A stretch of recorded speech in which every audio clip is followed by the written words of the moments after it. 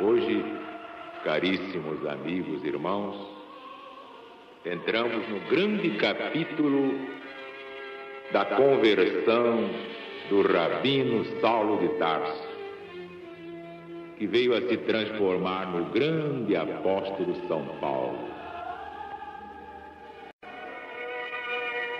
Saulo, respirando ainda ameaças e morte contra os discípulos do Senhor Jesus, se dirigiu ao sumo sacerdote e lhe pediu cartas para as sinagogas de Damasco, a fim de que, caso achasse alguns que fossem do cristianismo, tanto homens como mulheres, os levasse presos a Jerusalém.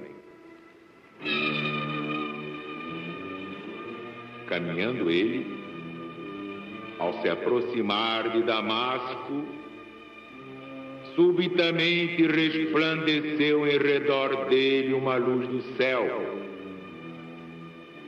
Caindo em terra, ouviu uma voz a lhe dizer: Saulo, Saulo, por que me persegues? Ele perguntou: Quem és, Senhor? O Senhor respondeu: Eu sou Jesus a quem tu persegues. Mas levanta-te e entra na cidade, e te dirão o que é necessário fazer. Os homens que viajavam com ele pararam estarrecidos, porque ouviram sim a voz, mas não viram ninguém, somente Saulo. Saulo de Tarso se levantou da terra e, abrindo os olhos, não via nada. Guiando-o pela mão, o conduziram a Damasco. Esteve ali 3 dias sem ver, e não comeu e não bebeu. Ora, havia em Damasco um discípulo chamado Ananias. E a esse Jesus lhe apareceu numa visão, dizendo: Ananias. Ele respondeu: Eis-me aqui, Senhor. Jesus lhe ordenou: Levanta-te, vai à rua que se chama Direita e procura na casa de Judas um homem de Tarso chamado Saulo. Ele está orando. Está vendo um homem chamado Ananias entrar e lhe impor as mãos para recuperar a visão. Mas Ananias respondeu, estupefato: Senhor Jesus, mas eu tenho ouvido de tanta gente acerca desse homem Saulo de Tarso, sobre quantos males ele faz aos teus santos em Jerusalém. E aqui mesmo ele tem autoridade dos principais sacerdotes para prender os cristãos. Mas Jesus lhe disse: Vai, porque esse homem, Saulo de Tarso, é para mim um vaso escolhido para levar o meu nome aos gentios e aos reis, bem como aos filhos de Israel. Eu mostrarei a Saulo quanto lhe é necessário padecer por causa do meu nome. Então Ananias partiu e entrou na casa e, lhe impondo as mãos, disse: Saulo, meu irmão, o Senhor Jesus, que te apareceu no caminho por onde vinhas, me enviou para que recuperes a vista e fiques cheio do Espírito Santo. Imediatamente caíram dos olhos de Saulo umas como escamas, e ele recuperou a vista. levantando-se, foi batizado em nome do Senhor Jesus. Depois de tomar alimento, ficou fortalecido. Demorou-se alguns dias com os discípulos que estavam em Damasco. E logo nas sinagogas judaicas proclamava que Jesus era o Cristo de Deus prometido desde Moisés. Pasmavam todos aqueles que o ouviam e diziam: mas não é este o homem que perseguia em Jerusalém os que pregavam esse nome, Jesus o Cristo? Pois ele não tinha vindo para cá levar presos os cristãos aos principais sacerdotes? Porém, Saulo muito mais se fortalecia e confundia os judeus que habitavam Damasco, provando que Jesus era o Cristo.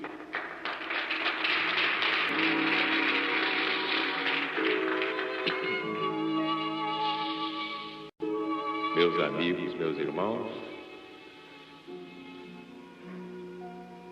é um dos capítulos mais extraordinários da Bíblia Sagrada.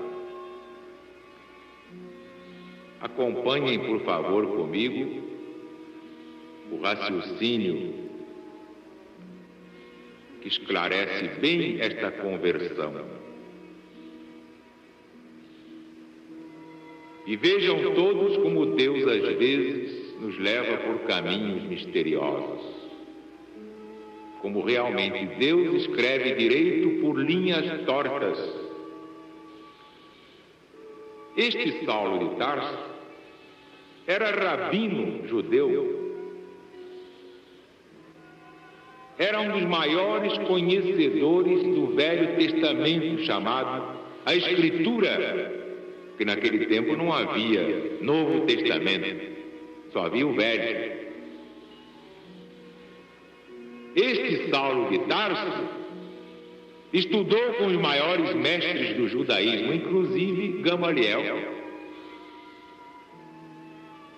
Pois bem, como era um homem muito sincero, de uma sinceridade terrível, contundente, ele se apaixonou pela palavra dos profetas desde Moisés, achava que aquilo era toda verdade e não admitia que alguém pregasse o contrário. Quando apareceram aqueles cristãos pregando o Evangelho de Jesus, Saulo ficou irritadíssimo e jurou vingança. Por quê?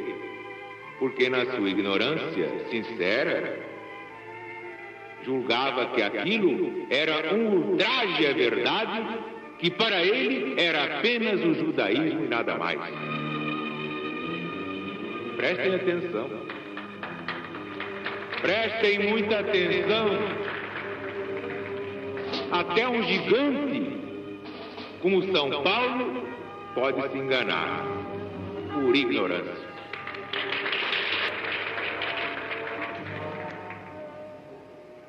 É uma coisa extraordinária.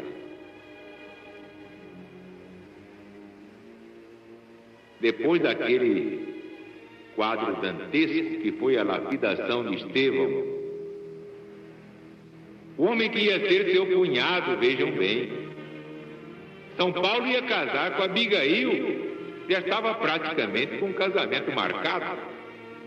Abigail era irmã de Gesiel, mas Saulo de Tarso não sabia que aquele Gesiel era o pregador Estevão, adepto do caminho, como se chamava antigamente o cristianismo. Seu fanatismo, sua ignorância, o levaram a esse quadro terrível de ver um homem se transformar numa poça de sangue, porque todos apedrejavam Estevão com ódio. E vocês sabem o que é um homem cair, lapidado, isto é, apedrejado até morrer? e como um passarinho, pensando em Deus e suportando aquelas dores inenarráveis, pois bem, o autor disso foi Saulo de Tarso. Consentindo na morte de Estevão, acarretou a morte da sua própria noiva, que ela morreu de desgosto, a sua adorada Abigail. Passou aquele golpe, aquela coisa toda, mas ele prosseguia irredutível, perseguindo os cristãos. Então pediu cartas aos principais sacerdotes para em Damasco prender outros tantos pregadores do cristianismo. E lá se foi, no seu cavalo. Então diz São Lucas, que veio a se tornar secretário desse grande apóstolo São Paulo. Caminhando ele, ao se aproximar de Damasco, subitamente resplandeceu em redor dele uma luz do céu. Caindo por terra, ouviu uma voz que lhe dizia: Saulo, Saulo, por que me persegues?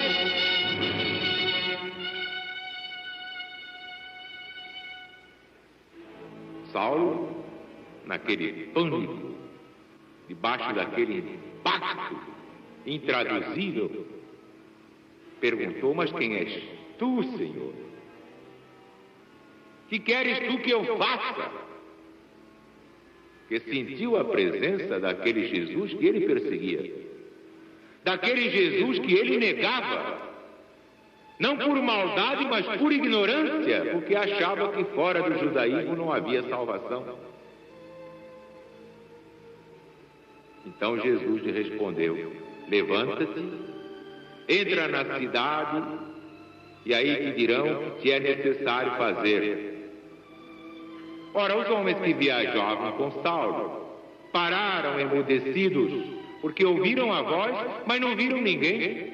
Somente Saulo viu Jesus e por isso ficou cego. Porque Jesus, espiritualmente, é acima de tudo uma luz que nenhuma vista humana pode aguentar.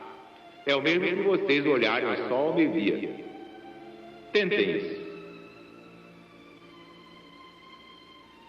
Ora, havia em Damasco um discípulo chamado Ananias. Jesus apareceu a Ananias. Olha aí, está provado que Jesus aparece a quem quer. Ou será que Jesus tem que pedir licença aos principais sacerdotes para aparecer a alguém? Depois de aparecer a Saulo, ele apareceu a Ananias em Damasco e lhe deu esta ordem: levanta-te, vai à rua que se chama Direita, procura na casa de Judas um homem de Tarso chamado Saulo. Ele agora está orando. Naturalmente, já estava convertido e no seu arrependimento orava a Deus pedindo perdão por todos os crimes que praticou na sua ignorância. Também aqui no Brasil, muita gente vai cair do cavalo.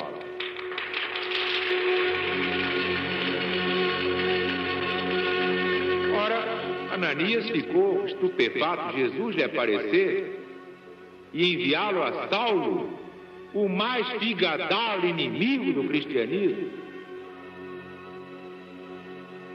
Que lógica podia ter uma ordem dessas? Mas então, o que foi que Jesus respondeu a Ananias? Prestem atenção, por favor. Ananias disse: mas, Senhor, eu ir a Saulo de Tarso? Pois eu tenho ouvido há muitos acerca desse homem, sobre quantos males ele fez aos teus santos em Jerusalém. E aqui, Saulo tem autoridade dos principais sacerdotes para prender a todos os cristãos. Agora veja, versículo 15. Mas Jesus lhe disse: Ananias, vai, porque esse Saulo de Tarso é para mim um vaso escolhido para levar o meu nome aos gentios aos reis e aos filhos de Israel. Agora eu mostrarei a ele quanto lhe é necessário padecer por causa do meu nome.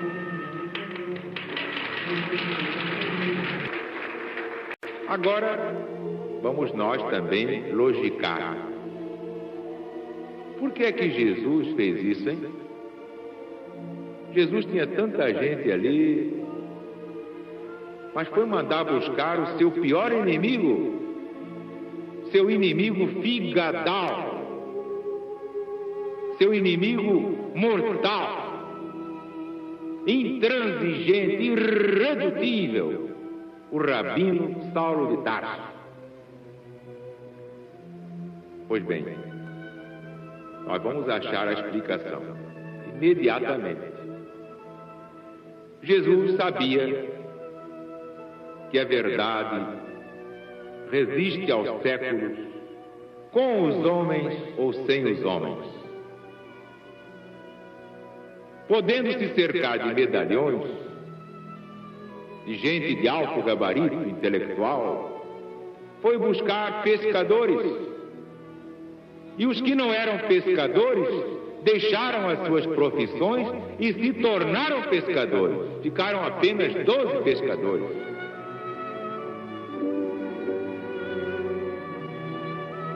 Todos indotos, todos despreparados intelectualmente.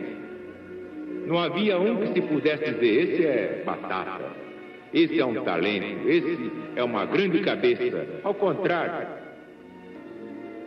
Mas Jesus, sabendo que a verdade fica de pé, com os homens ou sem os homens, que a verdade arrasta os homens,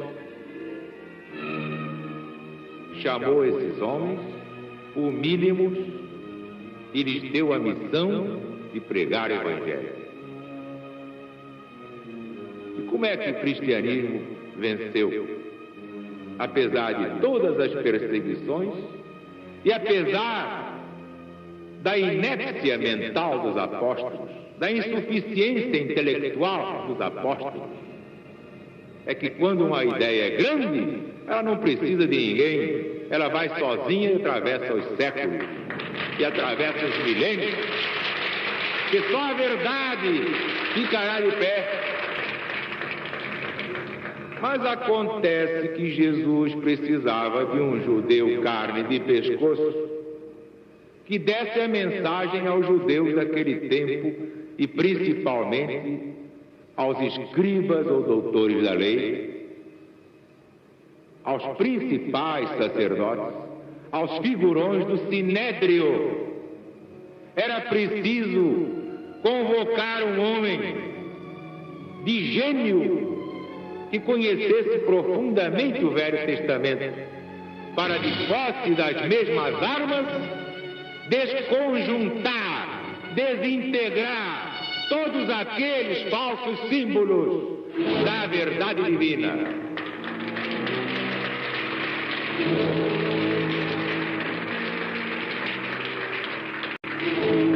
Então aconteceu esta coisa estupenda. Demorou-se alguns dias com os discípulos que estavam em Damasco e imediatamente nas sinagogas judaicas, Saulo já proclamava que Jesus era o Cristo prometido desde Moisés. Pasmavam todos aqueles que escutavam Saulo e diziam: pois não é esse o homem que perseguia os cristãos em Jerusalém? E não veio para cá para os levar presos aos principais sacerdotes? Porém, Saulo muito mais se fortalecia e confundia os judeus que habitavam Damasco, provando que Jesus era o Cristo anunciado desde Moisés.